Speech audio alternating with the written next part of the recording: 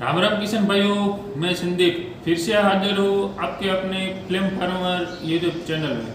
तो आज हम बात करने वाले हैं पोटाश के बारे में। पोटाश के बारे में आप पूरी जानकारी ले पाएंगे शुरू से लास्ट तक। तो जिस तरह से पोटाश क्या है, पोटाश का उपयोग किसान भाइयों कहाँ कहाँ कर सकते हैं, किन किन फसलों में कर सकते हैं, उसकी कितनी मात्रा देनी है, एक फसल में आपको पोटाश कितनी बार लगाना है, पोटाश देने के क्या तरीके हैं, पोटाश की कितनी मात्रा आपको किस फसल में कब और किस समय पर लगानी है, पोटाश की क्या प्राइस है और भी बहुत कुछ। पोटाश से होने वाली कमियां, पोटाश से होने वाला फ़ायदे, पूरी जानकारी मैं आज इस वीडियो में देने वाला हूँ।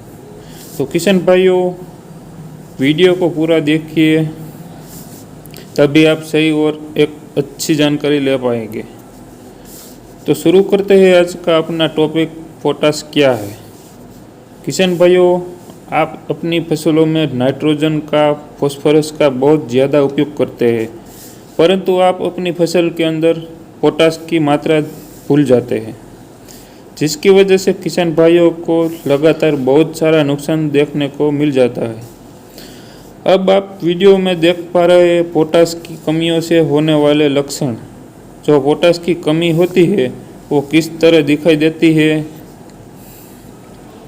किसान भाइयों, ये आप जितने भी पत्ते देख रहे हो वो पहले पीले पड़ेंगे और उसके बाद ये ब्राउन कलर के, लाल कलर के पड़ने शुरू हो जाएंगे।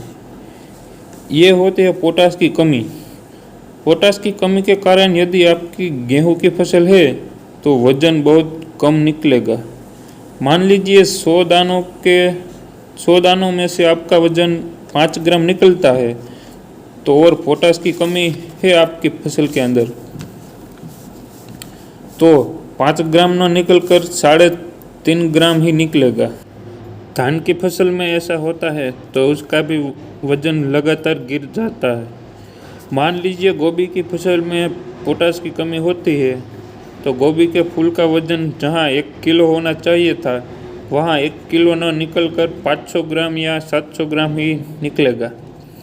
कुल मिलाकर कहना यह है कि पोटाश की कमी के कारण आपको फसल फीकी फीकी हो जाती है, चमक सारी चली जाती है, आपकी फसल के जो फूल होते हैं वो गिरने शुरू हो जाते हैं, जो वजन आपकी फसल में आना चाहिए था वो वजन नहीं आ पाता है। कुल मिलाकर आपकी फसल बहुत ज़्यादा खराब लगने लगती है और बेकार दिखाई देने लगती है। जिस तरह आप वीडियो में देख पा रहे हैं वो सारी कमियां पोटाश की कमी के कारण ही है। अब बात करते हैं हम पोटाश की कमी को हम किस तरह से पूरा कर सकते हैं। किसान भाइयों, यदि पोटाश की कमी आपकी फसल के अंदर होगी तो जो दाने होंगे वो किसी भी फसल के वो बहुत हल्के रहेंगे, बहुत छोटे रहेंगे और उनका वजन भी कम होगा और उसकी चमक भी बहुत ज़्यादा कम हो जाती है। किसान भाइयों, यदि आप अपने खेत में पोटाश की मात्रा पूरी कर देते हैं तो आपको क्या क्या फ़ायदे होने वाले हैं। आपकी फसल के जो दाने होंगे वो मोटे होंगे, वजनदार होंगे, चमकदार होंगे और आपकी फसल होगी वो आसपास के खेतों से काफ़ी अच्छी दिखने को मिलेगी। इसलिए किसान भाइयों, आपको पोटाश की मात्रा अवश्य देनी चाहिए और सही मात्रा देनी चाहिए। अब बात करते हैं पोटाश को आप कितनी बार लगा सकते हैं।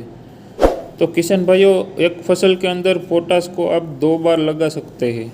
एक तो उस समय जब आप अपने खेत में किसी भी फसल की बुआई करते हैं, उस समय आपको पोटाश की मात्रा अवश्य देनी चाहिए, और एक उस समय को पोटाश की मात्रा देनी चाहिए जब आपकी फसल के अंदर फूल फल बनने शुरू हो जाते हैं, क्योंकि उस समय को पोटाश देने से जो फूल फल होते हैं वो बहुत मजबूत हो जाएंगे, अच्छे लगेंगे, चमकदार होंगे और हमारे पौधे की जड़ें होती है उसे भी काफ़ी मदद देता है, जड़ों को काफ़ी हद तक मजबूत कर देता है।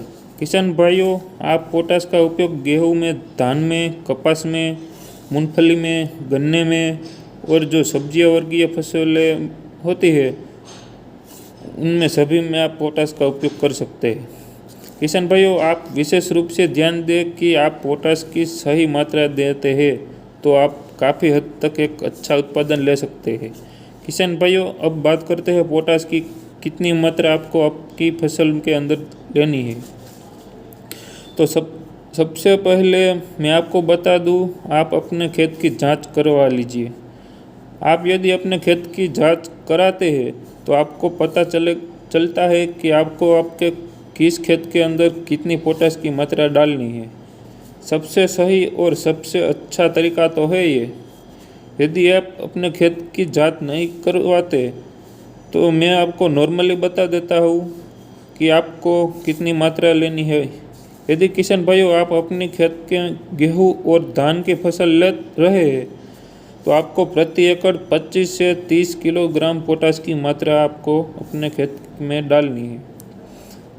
आप इसका नीचे भी बिखराव कर सकते हैं और स्प्रे भी कर सकते हैं। स्प्रे के रूप में आप 0050 का स्प्रे करते हैं तो आपको फसल में जो पोटाश की मात्रा है वो पूरी हो जाएगी। या फिर आप नीचे बिखराव करते हैं तो आप MOP पोटाश भी डाल सकते हैं, जिसका बिखराव आप यूरिया में मिक्स करके भी आप उपयोग कर सकते हैं। किसान भाइयों, एक बात का आप विशेष ध्यान दें, पोटाश की मात्रा आपको ज़्यादा भी नहीं लेनी है और कम भी नहीं लेनी है। यदि ज़्यादा रखते हैं तो भी आपका उत्पादन कम मिलेगा और कम रखते हैं तब भी कम मिलेगा। इसलिए आपको मात्रा नॉर्मल ही रखनी है। इसलिए आपको मिट्टी की जांच करवानी चाहिए। किसान भाइयों, आपको इसकी कमी को पूरा करना है तो आप इसमें गोबर का खाद डाल सकते हैं, कंपोस्ट खाद डाल सकते हैं या फिर हरी घास भी डाल सकते हैं। इन सभी का भी उपयोग करने से पोटाश की कमी पूरी हो जाती है।